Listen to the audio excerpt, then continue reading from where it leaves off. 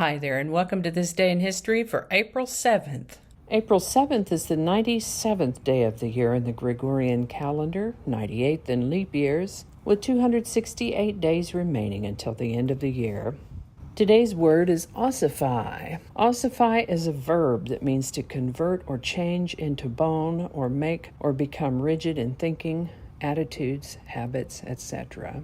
This word comes to us through Latin from the Indo-European languages. Its root word os also gave us ossuary and ostracize. Earliest documented use of the word ossify is 1670.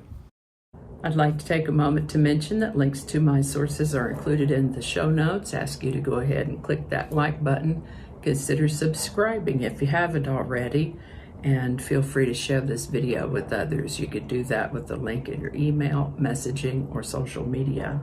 I do have a playlist for this day in history, and I'll be sure to link that up in the iCards there for you. With that, we're going to start with this item right here. You've heard of Attila the Hun, haven't you? I guess I'd never given much thought to when he was about, but just to give you some reference, in the year 451, Attila the Hun sacked the town of Metz and attacked other cities in Gaul. Now, Metz is a town in France, and Gaul was part of Europe inhabited by Celts and covered most of modern-day Europe. On April 7th, 1141, Empress Matilda became the first female ruler of England, adopting the title of Lady of the English. Pretty sure we've talked about Magellan before. On April 7th, 1521, Ferdinand Magellan arrived at Cebu. Cebu is in the Philippines, and that's pretty remarkable if you think about it. He left from Europe, sailed over to South America, went south around the southern tip of the South American continent, and then west across that huge old Pacific Ocean, all the way to the Philippines, where he arrived on this day in 1521. This is the birthday of poet William Wordsworth, born April 7th, 1770. When he was 73, became Poet Laureate of England. He lived to the age of 80. Now, these days, most of us don't think about Ohio being particularly all that far west exactly, but in 1788, it was pretty far west. In fact, it was part of what was called the Northwest Territory. And on this day, April 7, 1788, American pioneers established Marietta, Ohio, as the first permanent American settlement in the Northwest Territory.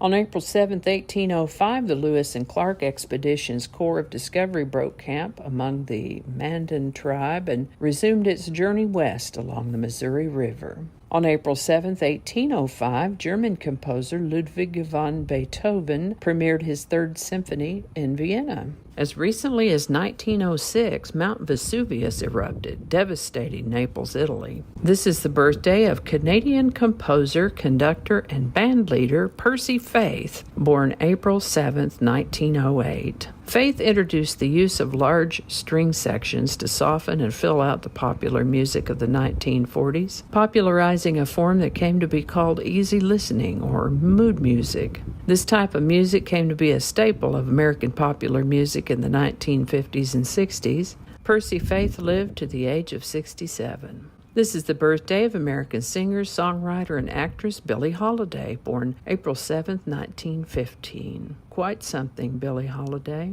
She died in 1959 at the age of 44. This is the birthday of American baseball player and coach Bobby Doerr. He played his entire MLB career for the same team, Boston Red Sox. That's pretty unusual. He was inducted into the National Baseball Hall of Fame in 1986, and from April 25, 2017 until his death in November of that year, Doerr was the oldest living former Major League player. I actually got to meet him when I lived in Cooperstown. Nice guy. He lived to the age of 99. Indian-American sitar player and composer Ravi Shankar was born on April 7, 1920. He lived to the age of 92. The first city-to-city television broadcast took place on April 7, 1927. Secretary of Commerce Herbert Hoover broadcast from a studio in Washington, D.C. to an audience in New York City. This is the birthday of American actor, singer, and producer James Garner, born April 7, 1928. Born in Norman, Oklahoma, he had leading roles in more than 50 theatrical films and nearly as many awards and nominations. He lived to the age of 86.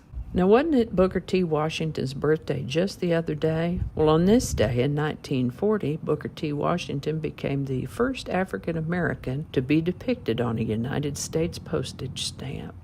This is the birthday of American singer-songwriter, guitarist, and producer John Oates. He is the Oates of Hall & Oates.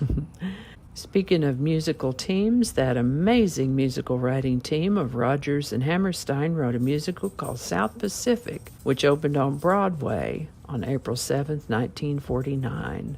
It ran for 1,925 performances and won 10 Tony Awards. This is the birthday of Hong Kong martial artist, actor, stuntman, producer, and screenwriter Jackie Chan. Born April 7, 1954, John Wayne won his first and only Academy Award for acting on April 7, 1970, for his leading role in the movie True Grit.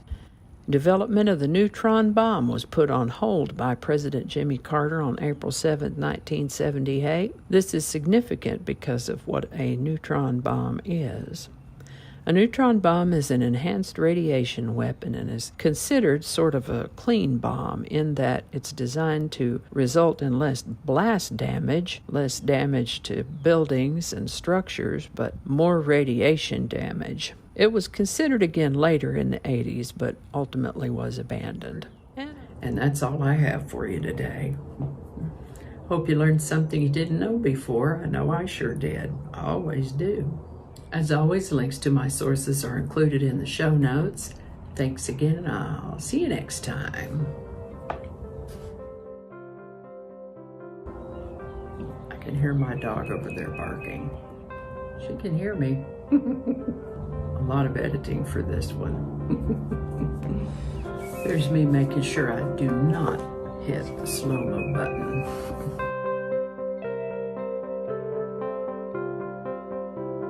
Changing it up.